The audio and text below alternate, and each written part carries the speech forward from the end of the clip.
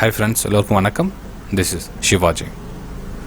Stop loss strictly maintain பண்ணுங்க. Stop loss போட தெரியாதவங்க stop loss போட கத்துங்க. Stop loss போட கத்துக்கிட்டவங்க உங்களுடைய டார்கெட் என்ன ஃபிக்ஸ் பண்ணுறீங்களோ அந்த டார்கெட் ரீச் ஆகிற வரையும் கம்ப்ளீட்டாக ஹோல்ட் பண்ணுங்கள் ஃப்ரெண்ட்ஸ். ஏன்னா நீங்கள் ட்ரேடிங் பண்ணுறதுக்கு அதுதான் ரொம்ப ரொம்ப முக்கியமான விஷயம். அது இல்லாமல் ட்ரேட் பண்ணாதீங்க. அதேமாதிரி பிளான் இல்லாமல் ட்ரேட் பண்ணாதீங்க.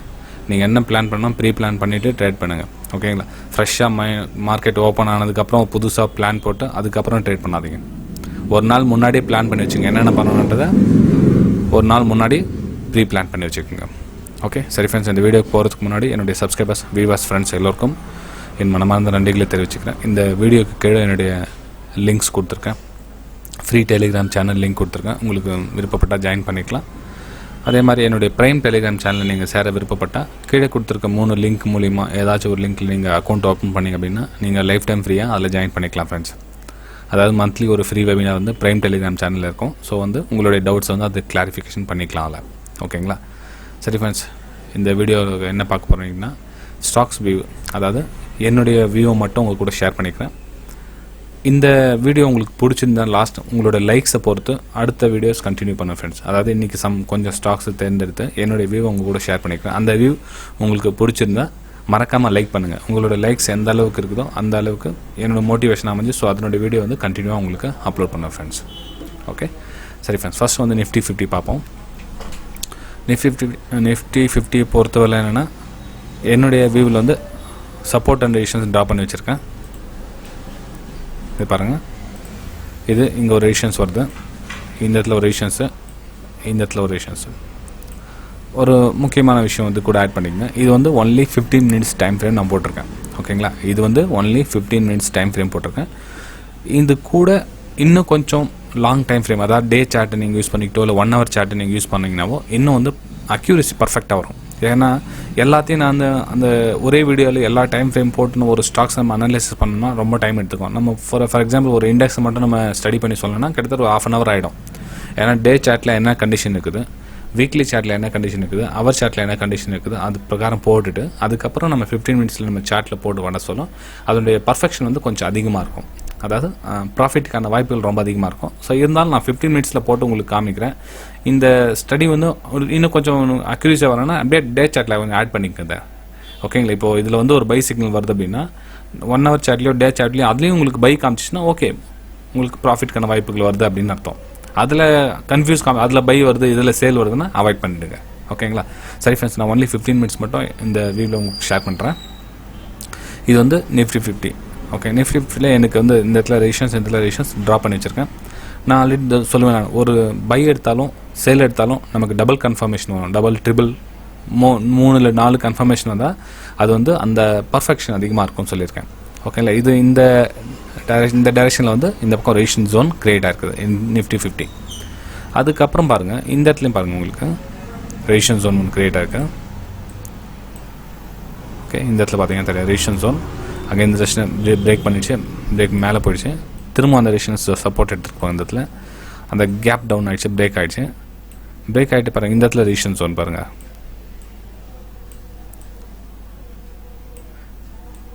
ஓகே, இந்த இடத்துல பிரேக் ஆகிட்டு திரும்ப சப்போர்ட் எடுத்து இது ரெசிஸ்டன்ஸ் ஆகும். எப்போ பிரேக் பண்ணி இது ரெசிஸ்டன்ஸ் ஆகும். ஸோ அதை பிரேக் பண்ணி திரும்ப சப்போர்ட்டை வந்து திரும்ப மேலே இந்த ரெசிஸ்டன்ஸ் இருக்குங்களா, இந்த ரெசிஸ்டன்ஸ் டச் பண்ணி இந்த சப்போர்ட் பிரேக் பண்ணிவிட்டு கீழே வந்துச்சு. இந்த சப்போர்ட்டை அகைன் பிரேக் பண்ணிட்டு கீழே வந்துட்டு பாருங்கள். கீழே வந்துட்டு திரும்ப மேலே போயிருக்குது. மேலே போய் ரெசிஸ்டன்ஸ் ஜோனாக ஒரு கன்சால்டேஷன் ஃபேஸ் கிரியேட் ஆகிருக்கும் இந்த இடத்துல. ஓகே, ஸோ திரும்ப வந்து இந்த ரெசிஸ்டன்ஸில் ட்ராவல் பண்ணிகிட்டு இருக்குது. ஓகேங்களா? ஸோ இந்த ரெசிஸ்டன்ஸ் நீங்கள் பிரேக் பண்ணிவிட்டு மேலே போயிடுச்சு, மேலே போயிட்டு சஸ்டெண்ட் ஆகிடுச்சு அப்படின்னா நீங்கள் பையிங்கான வாய்ப்பை எதிர்பார்க்கலாம். ஓகே, இது மேலே போயிட்டு க்ளோசிங் கொடுக்கணும் ஒரு 15 மினிட்ஸுங்களா. ஸோ அன்றைக்கி ஹோல் டேஸ் இந்த இடத்துல நம்ம அட்லீஸ்ட் நிற்கணும். இல்லை ரிஜெக்ஷன் ஆகிடுச்சு, ப்ரைஸ் இங்கேருந்து கீழே வருது அப்படின்னா இங்கேருந்து எங்கள் சேலிங்கான வாய்ப்பை எதிர்பார்க்கலாம். ஓகேங்களா? ஸோ நிஃப்டி 50 பொறுத்தவரை இதோட கண்டிஷன் ஃப்ரெண்ட்ஸ், இது என்னுடைய வியூ தான். இது எங்கேருந்து பிரேக் ஆகுது பாருங்கள், 11383 எப்போ பிரேக் ஆகுதோ நீங்கள் சேலிங்கான வாய்ப்பை எதிர்பார்க்கலாம். பையிங்கான வாய்ப்பை எதிர்பார்க்கணும் அப்படின்னா இந்த பிரேக் பண்ணோடனே பை பண்ணாதீங்க. மேலே போயிட்டு கொஞ்சம் நிற்குதானே பாருங்கள். அதாவது 11480 அந்த மாதிரி ரேஞ்சில் கொஞ்சம் சஸ்டெண்ட் ஆகுதானு பாருங்கள், நிற்குதானே பாருங்கள். அதுக்கப்புறம் பை பண்ணுங்கள். ஏன்னா வந்து இந்த ஏரியாவில் வந்து கன்சல்டேஷன் வரதுக்கு நிறைய வாய்ப்புகள் இருக்கும். மண்டே ஓப்பன் ஆகுது இல்லைங்களா. ஸோ அந்த இடத்துல வந்து ஒரு சைடு வேஸில் போகிறதுக்கான நிறைய வாய்ப்புகள் இருக்குது. இல்லையா கீழே வரதுக்கான வாய்ப்பு இருக்குது. ஏன்னா ரேஷன் ஜோனுக்கு கீழே வரதுக்கான வாய்ப்பு இருக்குது. ரெண்டுத்தில் வந்து ரொம்ப அதிகமான சான்சஸ் இருக்குது. பையிங்கான வாய்ப்பு ரொம்ப கம்மி ஃப்ரெண்ட்ஸ். ஓகே, இங்கேருந்து ஸ்ட்ரெயிட்டாக மேலே போகன்றது வந்து சான்சஸ் ரொம்ப ரொம்ப கம்மி. ஒன்று இங்கேருந்து கீழே வரும், இல்லை சைட்வேஸில் போகும், இல்லை கொஞ்சம் மேலே போய்ட்டு கன்சல்டேஷனில் போய்ட்டு இந்த இதில் நிற்கும்.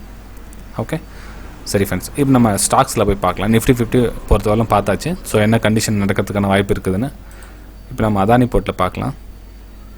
ஏன்னா லைனை 1 by 1 பார்த்துட்டு வந்தேன். ஜஸ்ட் நிஃப்டி 50 செலக்ட் பண்ணேன், அப்படியே 1 by 1 பார்த்துட்டு வந்துடலாம். இது பாருங்கள், இது வந்து அதானி போட்டுது. ஓகே, அதானி போட்டு பார்த்தீங்கன்னா பாருங்கள், ரெசிஸ்டன்ஸ் ஜோன் இங்கே க்ரியேட் பண்ணியிருக்கேன். ஸோ அகைன் வந்து நமக்கு ரெசிஸ்டன்ஸ் ஜோன் இந்த இடத்துல வருது. ஓகேங்களா, ரெசிஸ்டன்ஸ் ஜோன் அங்கே வருதுன்றதுக்காக நம்ம இந்த பிரேக் பண்ணால் பை பண்ணக்கூடாது. ஓகேங்களா, இந்த இடத்துல பிரேக்கிங் பண்ணால் பை பண்ணக்கூடாது. அதுக்கே கன்சல்டேஷன் வரணும். இந்த இடத்துக்கு வந்ததுக்கப்புறம் தான் பை பண்ணுமே தவிர நம்ம இந்த இடத்துல பிரேக் ஆனி விட பை பண்ணிடாதீங்க. ஓகே, பை பண்ணால் கீழே வந்து இந்த இடத்துல சப்போர்ட் எடுத்து தான் மேலே போகும் அது. ஓகே, சேல் பண்ணணும் அப்படின்னா இந்த லைனுக்கு இந்த ரேஷன்ஸ் ஒன்று பிரேக் பண்ணிட்டதுக்கு அப்புறமா இந்த ஏரியாவுக்கு வந்தால் சேல் பண்ணுங்கள். ஓகே, கொஞ்சம் புரிஞ்சது கொஞ்சம் கஷ்டமாக இருக்கும். அதாவது ஸ்டார்டிங்கில் இருக்கிறவங்களுக்கு ஓரளவுக்கு ஒரு 3-4 வருஷம் இருக்கிறவங்களுக்கு கொஞ்சம் ஈஸியாக புரியும் அது. ஓகேங்க, கொஞ்சம் போக போக ப்ராக்டிஸ் பண்ணிங்க, அப்ளை பண்ணுங்க. ஏன் இந்த இடத்துல ரேஷன்ஸ் ஏன் சொல்கிறேன், இந்த பக்கம் ஏன் சப்போர்ட் ஏன் வருதுன்றது கொஞ்சம் ஸ்டடி பண்ணுங்கள் ஃப்ரெண்ட்ஸ். எந்த இதுவும் எஃபர்ட் இல்லாமல் எதுவும் கிடைக்கிறதில்ல. கஷ்டப்பட்டதுக்கு அப்புறம் தான் உங்களுக்கு ஒரு புரியும். ஓகே, பார்க்கலாம் போக போக இதனுடைய ஸ்டடி உங்களுக்கு புரியுதான்னு பார்க்கலாம். ஸோ பையிங் பண்ணணும் அப்படின்னா இந்த லெவலில் கரெக்ஷன் ஆகட்டும், அந்த பிரேக் அவுட் கொடுக்கட்டும், அதுக்கப்புறம் பை பண்ணுங்கள் ஃப்ரெண்ட்ஸ். ஓகே, அதானி போட்டு பொறுத்தரலாம். ஏஷியன் பாயிண்ட் என்னன்னு பார்க்கலாம். பாருங்கள், ஏஷியன் பாயிண்ட் ஆல்ரெடி ட்ரா பண்ணி வச்சுருக்கேன். ஏன்னா வந்து வீடியோ பண்ண சொல்ல வந்து ரொம்ப டைம் எடுத்துக்கோங்க. ஃபஸ்ட்டு ட்ரா பண்ணி வச்சுட்ருக்கேன். பாருங்கள், இது வந்து ஏஷியன் பாயிண்ட் வந்து நல்ல ஒரு பையிங் ஃபோர்ஸ் கிடைக்குது. ஓகேங்களா, அதாவது இந்த ரேஷன் ஜோன் ஃபேஸ் பண்ணிச்சு, அகைன் திரும்ப அந்த ரேஷன் ஜோனை ரிஜெக்ட் பண்ணி ப்ரைஸ் வந்து கீழே புஷ் பண்ணி விடுச்சு. திரும்ப வந்து அந்த ரேஷன் ஜோனு ஸ்டக் ஆகுது அந்த இடத்துல. ஓகேங்களா, ஸோ இந்த இடத்துல வந்து பையிங்கான வாய்ப்பு அதிகமாக எதிர்பார்க்கலாம். ஆனால் எப்போ பையிங் எதிர்பார்க்கலாம்னா ஆஸ் யூஷுவல் நான் சொன்ன மாதிரி தான் ட்ரெண்டு இந்த பக்கம் வருது இல்லைங்களா, இந்த பக்கம் வந்து கன்சல்டேஷன் ஆனாவோ இல்லை கொஞ்சம் ஸ்டாக்ஸ் கொஞ்சம் கீழே வந்தாவோ அங்கேருந்து ட்ரெண்ட் ட்ரா பண்ணுங்கள். ஓகே, ட்ரெண்ட் ட்ரா பண்ணி பிரேக் ஆகும். அந்த பிரேக் அவுட்டில் பை பண்ணுங்கள். அதனோட லோ வந்து ஸ்டாப் லாஸ் ஆவீங்க. ஓகே, நம்ம நிறைய பேர் என்ன பண்ணுறோம், பை பண்ணணும் இந்த இடத்துல பை பண்ணிடுறாங்க. அதாவது ஒரு 5 ரூபா மேலே போச்சுன்னா ஓகே பிரேக் அவுட் கொடுத்துருச்சு அப்படின்னு பை பண்ணிடுறாங்க. ஸோ அப்படி பண்ணால் ரிஸ்க் ட்ரேட் அது. ஓகே, ஒரு சில ஸ்டாக்ஸ் அந்த பிரேக் பண்ணிவிட்டு ஸ்ட்ரைட்டாக மேலே போடும், இல்லைன்னு சொல்ல வரல. ஆனால் நமக்கு ரிஸ்க் அது. நீங்கள் பை பண்ணிங்கன்னா ஸ்டாப் லாஸ் எங்கே போடுவீங்க, ஆப்வியஸ்லி அந்த இடத்துல போடுவீங்க, கிட்ட அந்த நியரஸ்ட் போடுவீங்க. அப்போ என்ன ஆகும்னா ஸ்டாக்ஸ் மேலே உங்களுக்கு பிரேக் அவுட் கொடுத்துட்டு கீழே ஸ்டாக்ஸ் வந்துட்டு அதனுடைய ப்ரீவியஸ் ரெசிஸ்டன்ஸ் இருக்குது இல்லைங்களா, அது வந்து சப்போர்ட்டாக வரும். அந்த சப்போர்ட்டாக மாறிட்டு அங்கேருந்து வந்து ஸ்டாக்ஸ் மேலே போகும். ஓகே சரி ஃப்ரெண்ட்ஸ், இது வந்து ஏஷியன் பெயிண்ட். இது ஆக்சிஸ் பேங்க் என்ன ஆகுதுன்னு பார்க்கலாம். ஆக்சிஸ் பேங்க் ஒரு நல்ல ஒரு பையிங் டெரிட்டரி ரெடி ஆகிட்டு இருக்குது. ஸோ பையிங் ரெடி ஆகிட்டு இருக்குதுன்னா எப்போ பை பண்ணணும் அப்படின்னா இந்த ஏரியாவுக்கு வந்தப்போ பை பண்ணலாம் ஃப்ரெண்ட்ஸ். ஓகே, இது மேலே ரெஜிஸ்ட்ரேஷன் ஜோன் டஃபாக என்ன ரெஜெக்ஷன் ஆகும் தெரியாது. இந்த இடத்துல மண்டே இந்த இடத்துல ஒரு ரிசல்ட் வந்ததுக்கப்புறம் பிரேக் அவுட் கொடுத்துட்டு மேலே நிற்குதா இல்லை இங்கேருந்து ரிஜெக்ஷன் ஆகிட்டு ப்ரைஸ் இங்கேருந்து மேலே போதான்னு பாருங்கள். ட்ரெண்டு ட்ரா பண்ணுங்கள், ட்ரெண்ட் ட்ரா பண்ண பை பண்ணுங்கள். ஓகே, நல்லா இங்கே ஒரு நல்லா ஹெட் கிரியேட் ஆகுது. இந்த பக்கம் லெஃப்ட் ஷோல்டர், இந்த பக்கம் ரைட் ஷோல்டர் நல்லா கிரியேட் ஆகுது. ஸோ இந்த இடத்துல வந்து என்னுடைய வியூ பிரகாரம் 434 அந்த ரேஞ்சுக்கு வந்தால் பை பண்ணுறது பெட்டர் ஃப்ரெண்ட்ஸ். ஏன்னா ஸ்டாப் லாஸ் ரொம்ப கம்மியாக இருக்கும். ஸோ இந்த இடத்துல வந்து நீங்கள் பண்ணிங்கன்னா ஸ்டாப் லாஸ் ரொம்ப பெருசாக இருக்கும். ஓகே, ஸோ ஸ்டாக்ஸ் கொஞ்சம் கீழே வரட்டு வெயிட் பண்ணுங்கள். 420 வரலும் வந்து அதோட பவர் இருக்குது. பைக்கு நல்ல ஸ்ட்ராங் சப்போர்ட் இருக்குது. 420க்கு வந்து ரொம்ப ஸ்ட்ராங் சப்போர்ட் இருக்குது. நீங்கள் 430 ரேஞ்ச் வந்தால் கூட நீங்கள் பை பண்ணலாம். Okay, axis bank.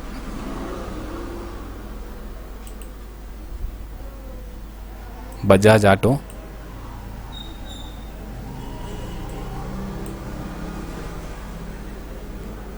I think line போடலான்னு நினைக்கிறேன் நான். போட்டல போச்சு என்ன இருக்கு.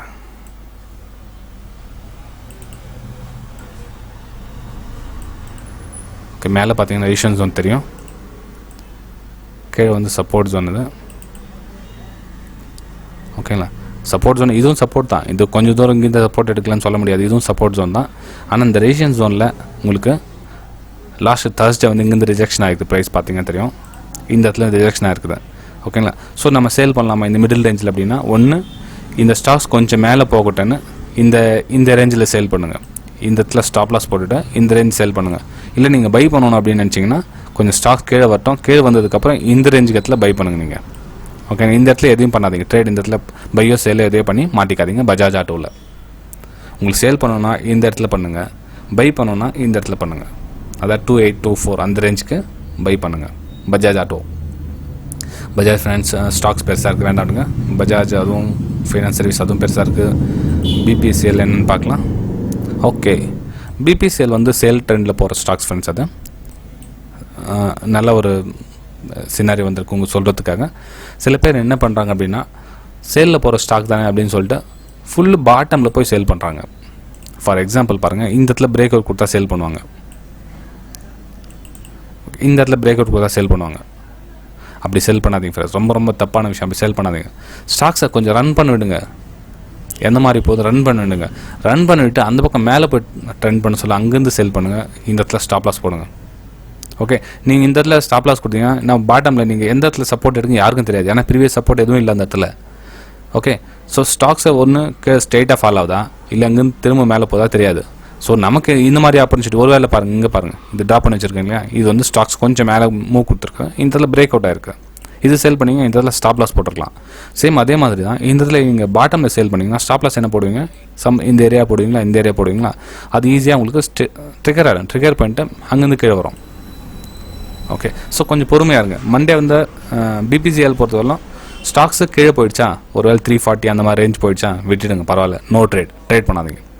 ஆனால் அதே உங்களுக்கு 360 370 அந்த மாதிரி ரேஞ்சில் மார்க்கெட் ஓப்பன் ஆகுது அப்படின்னா வெயிட் பண்ணுங்கள். வெயிட் பண்ண எதுவில் வெயிட் பண்ணுன்னா, ஸ்டாக்ஸ் மேலே போயிட்டே இருக்கும். மேலே போட்டு விடுங்க போயிட்டோம். அந்த சப்போர்ட்டை ட்ரா பண்ணிக்கிட்டே வாங்க. இந்த சப்போர்ட் ட்ரா பண்ணிக்கிட்டே வாங்க. எந்த பக்கம் பிரேக் ஆகுதோ உடனே சேல் பண்ணுங்கள். அதனோட ஹையஸ்ட் ஸ்டாப் லாஸை போட்டு இந்த மாதிரி ஸ்டாக்ஸில் டவுன் ட்ரெண்டில் வர ஸ்டாக்ஸில் இது மாதிரி நீங்கள் ட்ரேட் பண்ணணும். பிபிசிஎல் ஆச்சு இல்லைங்களா. Bharti Airtel, okay, Bharti Airtel பாருங்கள். இப்போ சொன்னேன் இல்லைங்களா, சேம் அதுக்கேற்ற மாதிரி ரெடியாக இருக்குது பாருங்கள். பாரதி ஏர்டெல்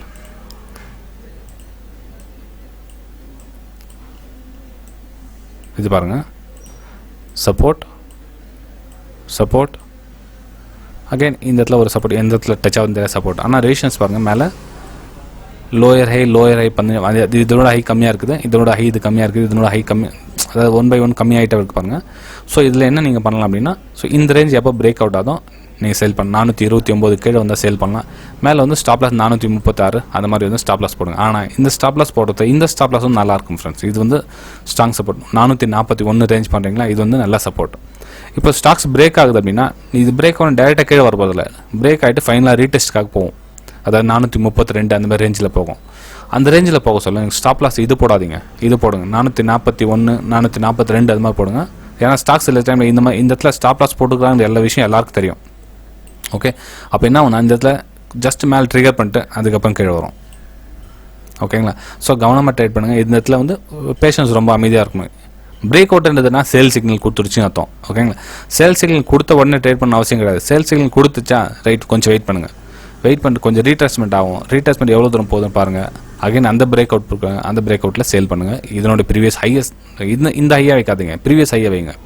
ஓகே, ஒரு சில டைமில் ஸ்டாக்ஸ் பிரேக் அவுட் கொடுத்துட்டு ஸ்ட்ரெயிட்டாக கூட கீழே வந்துடும். அப்போ என்ன ஆகுனா நமக்கு வாய்ப்பு இல்லாமல் போகும், நமக்கு ஆப்பர்ச்சுனிட்டி கிடைக்காம போயிடும். ஓகே, நம்ம அந்த சேல் பண்ணியிருந்தால் ப்ராஃபிட் வந்திருக்கும், ஆனால் நமக்கு அந்த ஆப்பர்ச்சுனிட்டி இல்லையே. ஓகே, நிறைய பேர் சொல்லுவாங்க ஒரு பெரிய லாங்காக ஒரே ரெட் கேனில் வந்துடும், நம்ம சேல் பண்ணியிருக்கலாமே, இந்த இடத்துல ப்ராஃபிட் பண்ணியிருக்கலாமே நினைப்பாங்க. அப்படி கிடையாது ஃப்ரெண்ட்ஸ். நமக்கு ஆப்பர்ச்சுனிட்டி வந்தால் மட்டும்தான் பண்ணமே தவிர ஏதோ போகிற பஸ்ஸெல்லாம் ஏறிட முடியாது. நமக்கு எந்த ஊர் போகணுமோ அந்த பஸ் தான் நம்ம போய் ஏற முடியும்.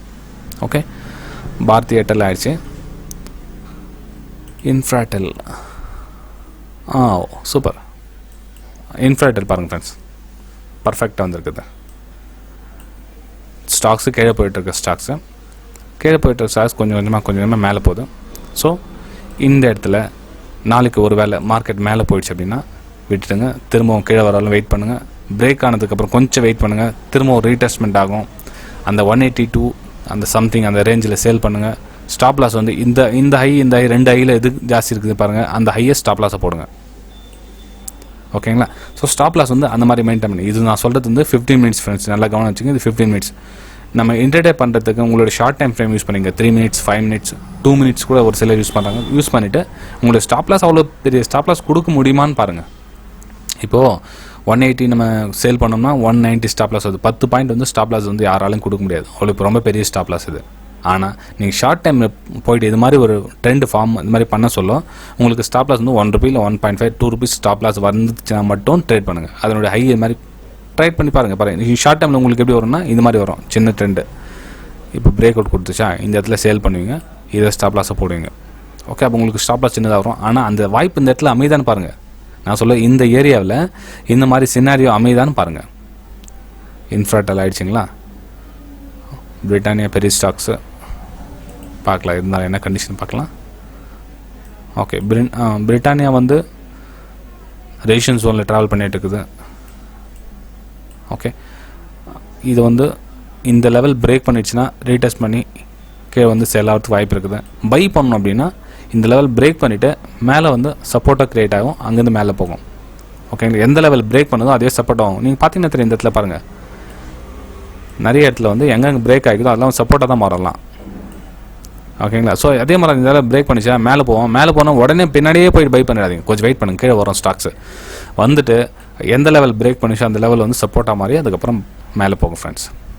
ஓகே, ஸோ ஃப்ரெண்ட்ஸ் அடுத்தடுத்து ஸ்டாக்ஸ்ன்னு பார்த்துட்டே வரலாம், ஒன்றும் பிரச்சனை இல்லை. ஆனால் உங்களோட லைக்ஸை பொறுத்து ஓகே இந்த வீடியோ உங்களுக்கு பிடிக்கும் அப்படின்ற ஒரு மோட்டிவேஷன் எனக்கு இருந்தால் கண்டினியூவாக இதே மாதிரி ஸ்டாக்ஸ் வியூவை என்னுடைய பர்சனல் வியூ உங்கள் கூட ஷேர் பண்ணிக்க ஃப்ரெண்ட்ஸ் அடுத்த வீடியோவில். ஓகே, பை ஃப்ரெண்ட்ஸ், அடுத்த வீடியோ சந்திக்கலாம்.